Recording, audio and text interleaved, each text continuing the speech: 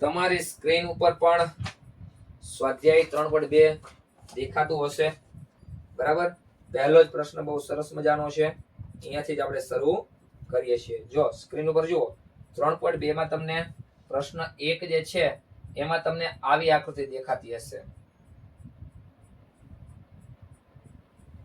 આવી આકૃતિ દેખાતી હશે. આનું માપ x આપેલું છે, આનું માપ 120 છે અને આનું માપ 125 છે. x નું માપ ગોતવાનું છે. કોનું? x નું માપ ગોતવાનું છે. કઈ વાંધો નહીં, ગોતી લઈએ ભાઈ. એમાં ક્યાં અઘરું છે? અહીંયા એક બીજી આકૃતિ છે, એની પણ હું આકૃતિ દોરીને રાખી દઉં એટલે ફટાફટ કામ થઈ જાય. આનું માપ 60 છે, અહીંયા 90 નો ખૂણો છે, અહીંયા x છે અને અહીંયા છે 70, બરાબર. ચલો હવે આની ઉપરથી આપણે બેયના x ના માપ ગોતવાના છે. કોના? x ના માપ. સાવ સહેલું છે. આની પહેલાનો ટોપિક હતો શું? કે બહિષ્કોણના માપનો સરવાળો. બહિષ્કોણના માપનો સરવાળો કેટલો થાય? 360. કે બહિષ્કોણના માપનો સરવાળો, તો બહિષ્કોણ લઈ લો 120. બીજો કયો બહિષ્કોણ? 125. બીજો કયો બહિષ્કોણ? કે x બરાબર 360. ચલો હવે સરવાળો કરો. 120 + 125 તો કે 245 વત્તા x બરાબર 360. ગોતવાના શું છે? x. તો x બરાબર આ 360 245 આ બાજુ હવે શું થઈ જાય? માઈનસ 245. તો કે 60 માંથી 45 જાય તો 60 માંથી 45 જાય તો 15 અને 300 માંથી 200 જાય તો કે 100. તો શું માપ મળ્યું આપણને? x બરાબર 115. કેટલું મળી ગયું? x બરાબર 115 છે ને? સાવ સહેલું.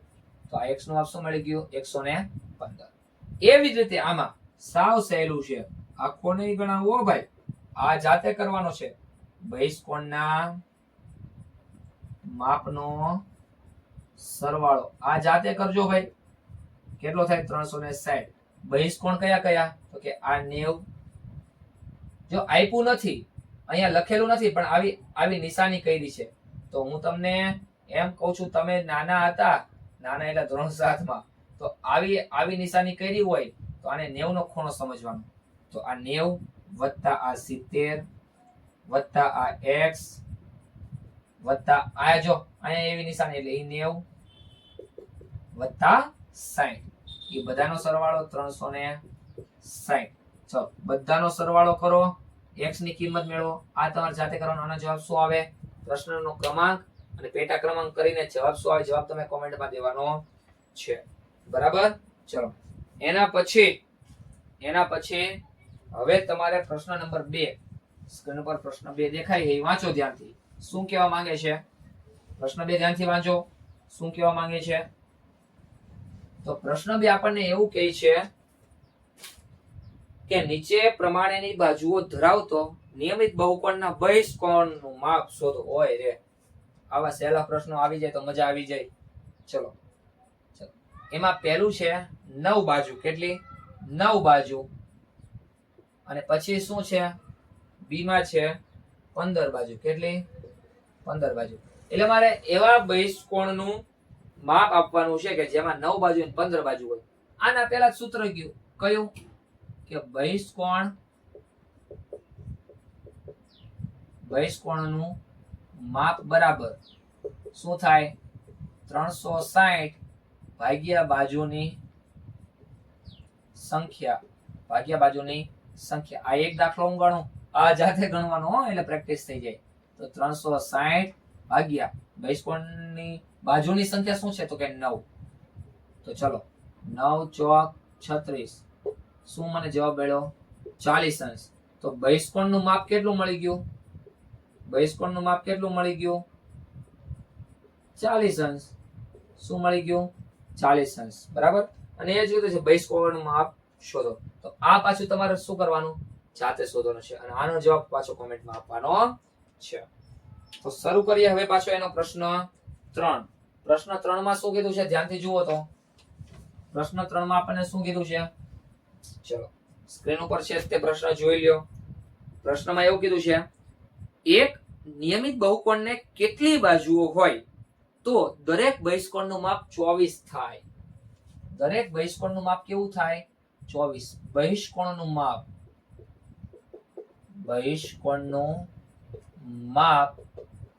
24 થાય એવા બહુકોણનું માપ શું? એવા બહુકોણનું નામ શું?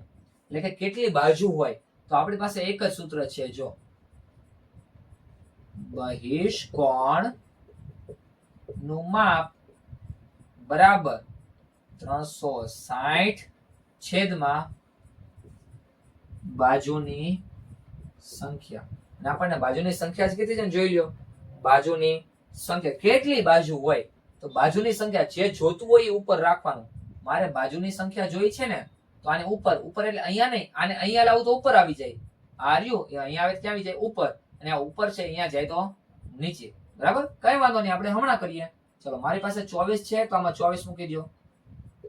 બહિષ્કોણનું માપ 24 તો 24 બરાબર 360 છેદમાં બાજુની સંખ્યા.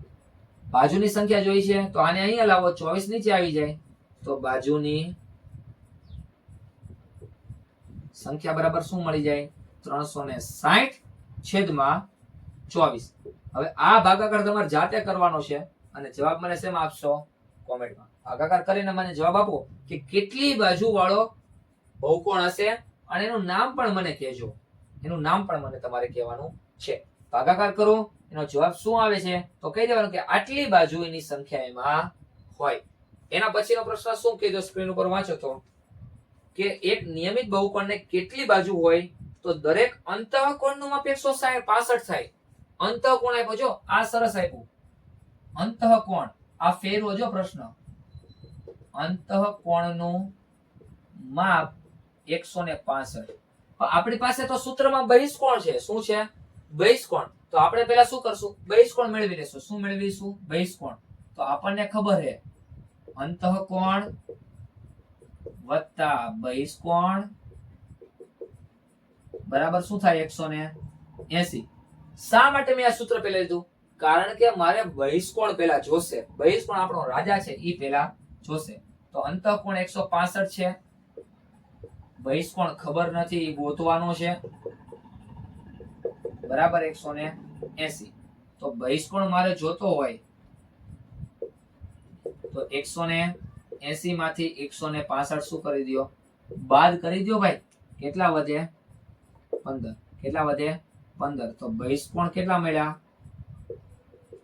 બહિષ્કોણનું માપ કેટલું મળ્યું? 15. તો હવે બહિષ્કોણનું માપ આપણને મળી ગયું તો હવેથી બાજુની સંખ્યા મળી જ જાય ને, કારણ કે આપણી પાસે સૂત્ર છે શું? કે બહિષ્કોણનું માપ બરાબર 360 ભાગ્યા બાજુની સંખ્યા. કિંમત મૂકી દો. બહિષ્કોણનું માપ કેટલું છે? 15. તો અહીંયા લખી નાખો 15 બરાબર 360 છેદમાં બાજુની સંખ્યા. હવે 15 અહીંયા નીચે આવશે, આ અહીંયા ઉપર આવશે. તો કે બાજુની સંખ્યા બરાબર શું થાય? 360 છેદમાં 15. આ ગણતરી પાછી જાતે તમારે કરવાની છે. તમારે ગણતરી કરવાની અને બાજુની સંખ્યા કેટલી આવે છે ઈ બાજુની સંખ્યા કહેવાની છે અને ઈ બાજુ વાળા બહુકોણને શું કહેવાય ઈ નામ પણ તમારે આપવાનું છે. બરાબર છે? ચલો તો અહીંયા તમારો ચોથો પ્રશ્ન શું થાય? પૂરો. હવે પાંચમો અને છઠ્ઠો આ બે પ્રશ્ન ખૂબ જ સમજવા જેવા છે. ધ્યાનથી સમજજો. અહીંયા ધ્યાન રાખીને સમજજો, કારણ કે અહીંયા તો તમને વઢી ન હોય કાંઈ. તમારું ધ્યાન મોબાઈલમાં હોય, મોબાઈલ તમારા હાથમાં હોય એટલે ખબર ન રહી કે ધ્યાન ક્યાં જાય ને ક્યાં નહીં. નાસ્તો કરતા કરતા એક વખત તો લેક્ચર જોતા હોય એવું બની શકે છે. બરાબર, કઈ વાંધો નહીં. ચલો પાંચમો પ્રશ્ન શું કહેવા માંગે છે ધ્યાનથી જુઓ. સ્ક્રીન ઉપર તમારી પાસે છે તે અથવા સાથે તમે ટેક્સ્ટ બુક રાખીને પણ બેસી શકો છો. એવો નિયમિત બહુકોણ શક્ય છે, એવો નિયમિત બહુકોણ શક્ય છે જેમાં દરેક બહિષ્કોણનું માપ 22 હોય. બહિષ્કોણનું માપ કેટલું હોય?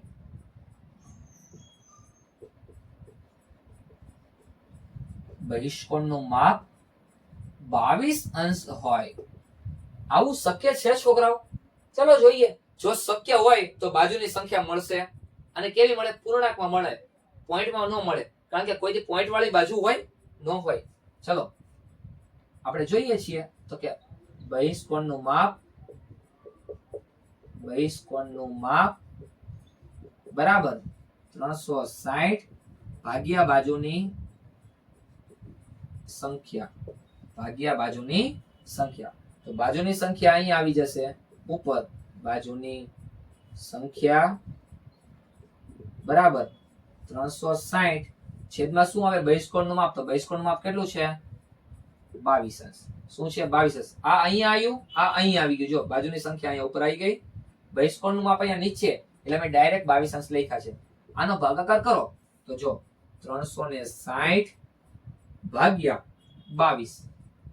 તો 22 એકા 22, 6 માંથી 2 જાય તો 4, 3 માંથી 2 જાય તો 1, અહીંયા 0. પાછો 22 નો ઘડિયો બોલો. 22 એકા 22, 22 દુ 44, 22 તરી 66, 22 ચોક 88, 22 પંચા 110, 22 ચોક 132, 132. 8 વૈધા શેષ વૈધી. તો હવે પછી અહીંયા પોઈન્ટ આવશે, પછી અહીંયા 0 આવશે. તો પોઈન્ટમાં કોઈથી બાજુ હોય? બાજુની સંખ્યા પોઈન્ટમાં હોય કે કેટલી બાજુ? કે 3.5 બાજુ છે. માં ત્રિકોણ દોરવો હોય તો આ 3 બાજુ નિયમિત. કેવી નિયમિત? આ 3 બાજુ સરખી વાળો 3.5 બાજુ વાળો દોરો તો 3.5 એટલે ઈ શું? આ ડાયરેક્ટ 4 વાળો દોરી શકાય. 4 વાળું દોરાય, 3 વાળું દોરાય, 3.5 બાજુ વાળો દોરાય? તો ના પાડવાની. શું કે અહીંયા આ 16 પોઈન્ટ પછી કઈક જવાબ આવશે. શું? 22 તરી 66 એટલે 16.3 જેવો જવાબ આવે. તો નીચે લખવાનું કે આવો નિયમિત બહુકોણ શક્ય નથી. આવો નિયમિત બહુકોણ શક્ય નથી. આવો નવો પ્રશ્ન પાછો એમાં બી આપ્યો છે ને, એ આવો જ પ્રશ્ન બી. એમાં શું કીધું? ધ્યાનથી વાંચો. સ્ક્રીન ઉપર પ્રશ્ન છે તે, અથવા ટેક્સ્ટબુક માંથી ધ્યાનથી વાંચો. શું આ માપ નિયમિત બહુકોણના અંતઃકોણનું હોઈ શકે? આ માપ એટલે 22. ચલો જોઈ લઈએ. અંતઃકોણનું માપ લઈ લેવી. અંતઃકોણનું માપ શું લઈ લેવી? 22 અંશ. હવે જો અંતરના ખૂણાનું 22 હોય આપણે જોઈશું બહિષ્કોણ જોવી છે. ચલો તો બહિષ્કોણ એટલે કેવી રીતે થાય? તો કે બહિષ્કોણ વત્તા અંતઃકોણ બરાબર 180. તો મારે બહિષ્કોણ જોઈ છે વત્તા અંતઃકોણ એટલે 22 બરાબર 180. ચલો તો બહિષ્કોણ મારે જોતો હોય તો 180 માઇનસ શું થાય? 22 થઈ જાય, 158 આવી જશે. તો મને બહિષ્કોણનું માપ શું મળી ગયું? 158. તો આપણે અહીંયા શું જોઈતું? ડાયરેક્ટ બહિષ્કોણ આપી દીધો હતો કે બહિષ્કોણ આવો હોઈ શકે, આવો બહુકોણ હોઈ શકે આટલા બહિષ્કોણ વાળો. તો નતો મળતો. હવે એ જોઈએ કે આવા બહિષ્કોણ વાળો મળે. શા માટે આવા બહિષ્કોણ વાળો? આપણે તો અંતઃકોણનું જોવાનું હતું ને. તો અંતઃકોણનું સૂત્ર નથી, આપણે શું કર્યું? એના ઉપરથી બહિષ્કોણ મેળવી લીધો. બરાબર છે? ચલો તો આવા બહિષ્કોણ વાળું શક્ય છે. તો ચલો આપણે સૂત્ર શું લખશું? બહિષ્કોણનું માપ બરાબર 360 છેદમાં બાજુની સંખ્યા. તો 360 છેદમાં બાજુની સંખ્યા તો ગોતવાની. તો બાજુની સંખ્યા ઉપર લાવી દો. બાજુની સંખ્યા નીચે શું જાય? બહિષ્કોણનું માપ. તો બહિષ્કોણનું માપ કેટલું છે? 158 અંશ. તો આનો તમે જ્યારે ભાગાકાર કરો ને તો એ તમને પોઈન્ટમાં જ મળે. શેમાં? પોઈન્ટમાં જ મળે. શેમાં મળશે? પોઈન્ટમાં. એટલે જવાબમાં તમારે પોઈન્ટમાં એવું નથી લખવાનું, આનો ભાગાકાર તમારે કરવાનો છે. આ જાતે કરવાનો છે. 360 ભાગ્યા 158 જે જવાબ આવે એ અહીંયા લખવાનો. અહીંયા એ જવાબ લખવાનો, પછી નીચે વાક્ય લખવાનો. શું? કે આ માપ વાળો બહુકોણ શક્ય નથી. કારણ કે બાજુની સંખ્યા કોઈ દિવસ પોઈન્ટમાં હોય નહીં. ચલો, તો પાંચમો પ્રશ્ન આ પ્રમાણે અહીંયા શું થાય છે, પૂરો થાય છે. હવે વાત કરીએ આપણે પ્રશ્ન નંબર 6 ની. શેની? પ્રશ્ન નંબર 6. ધ્યાનથી તમે જોજો. પ્રશ્ન નંબર 6 તમારી સ્ક્રીન ઉપર દેખાય જ છે. તમે ધ્યાનથી જોઈ લો શું કહેવા માંગે છે. બરાબર? ચલો, એ પણ આવો જ છે છોકરાઓ, સાવ સહેલો આવો જ પ્રશ્ન છે. શું કહે છે પ્રશ્નમાં? ધ્યાનથી વાંચો કે નિયમિત બહુકોણમાં અંતઃકોણનું ઓછામાં ઓછું માપ કેટલું હોય અને બહિષ્કોણનું માપ વધુમાં વધુ કેટલું હોય. અંદરનું માપ ઓછામાં ઓછું કેટલું હોય અને બહારનું માપ કેટલું હોય. તો હું જો તમને અહીંથી સમજાવું. આ ત્રિકોણ છે, ત્રિકોણનું એ જ છે ને પ્રશ્ન, સ્ક્રીન ઉપર વાંચો તો શું કે બહુકોણના અંતઃકોણનું ઓછામાં ઓછું, અંતઃકોણનું ઓછામાં ઓછું, અંતઃકોણનું ઓછામાં ઓછું અને બહિષ્કોણનું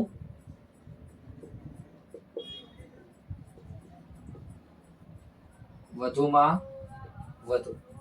હવે આના માટે તમારે મને એક સાથ આપવો પડશે. શેનો? તો કે આકૃતિ દોરવાનું. બરોબર છે?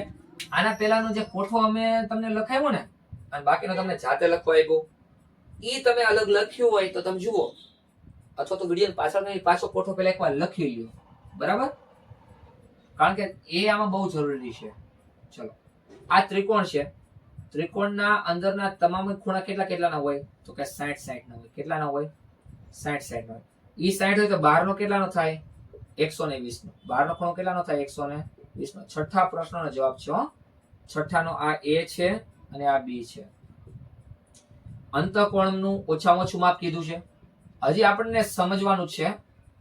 ચલો, આ ત્રિકોણ છે. 3 ખૂણા પછી કેટલા વાળી આકૃતિ આવે? કે 4 ખૂણા વાળી. કેટલા વાળી? 4 વાળી. ચલો, કેટલા ખૂણા વાળી આવે? 4 ખૂણા વાળી. આમાં બધા ખૂણા કેટલાના હોય? અંદરનો 90 હોય, બહારનો 90 હોય. અંદરનો 90, બહારનો પણ 90. અંદરનો 90, બહારનો ખૂણો પણ 90. બરાબર? હવે હું જોજો એક નાનું એવું બીજું લિસ્ટ બનાવું. અંતઃકોણ, બહિષ્કોણ અને એની આગળ બાજુની સંખ્યા. બાજુની સંખ્યા. અહીંયા હકીકતમાં આપણે નામ લખવાનું હોય કે ત્રિકોણ, નિયમિત ચતુષ્કોણ, નિયમિત પંચકોણ, નિયમિત ષટકોણ. બાજુની સંખ્યા 3 હોય ત્યારે અંદરનો ખૂણો 60 નો, બહારનો ખૂણો 120. હવે બાજુ જેવી વૈધી તો અંદરનો ખૂણો 90 નો થયો. કેટલાનો? 90 નો. અને બહારનો કેટલા થયો? 90 નો. તો તમે ધ્યાનથી જુઓ. હજી 5 ખૂણા વાળી આકૃતિ કરીએ. 5 ખૂણા વાળી આકૃતિ તમે હશે ને, તમે જોજો. તો જો બાજુની સંખ્યા વધે છે તો ખૂણો અંદરનો વધે. અંદરનો શું થાય? વધે. પણ બહારનો શું થાય છે? ઘટે છે. શું થાય? ઘટે. એટલે કે આનાથી ઘટ્યો તો સૌથી મોટો કયો થયો? 120. શું થયો? 120. કોણ? બહિષ્કોણ. તો બહિષ્કોણનું વધુમાં વધુ માપ કેટલું હોય? 120 હોય. ચલો, જવાબ મળી ગયો. બહિષ્કોણનું વધુમાં વધુ માપ કેટલું હોય? 20. હવે આ તમે જુઓ ને તો વધતો જ જશે. આ 90 થયો, 5 વાળી આકૃતિ હશે તો એનથી વધશે. તો ઓછામાં ઓછો કેટલો થયો? 60. જોયું? અંતઃકોણનું ઓછામાં ઓછું માપ કેટલું મળ્યું? 60 મળે. કેટલું મળે? 60. સમજ પડી ગઈ તમને? આ સરસ. ના સમજાણું હોય તો વિડીયો પાછળ કરીને ફરી એકવાર તમારે જોઈ લેવાનું છે. બરોબર છે? ચલો.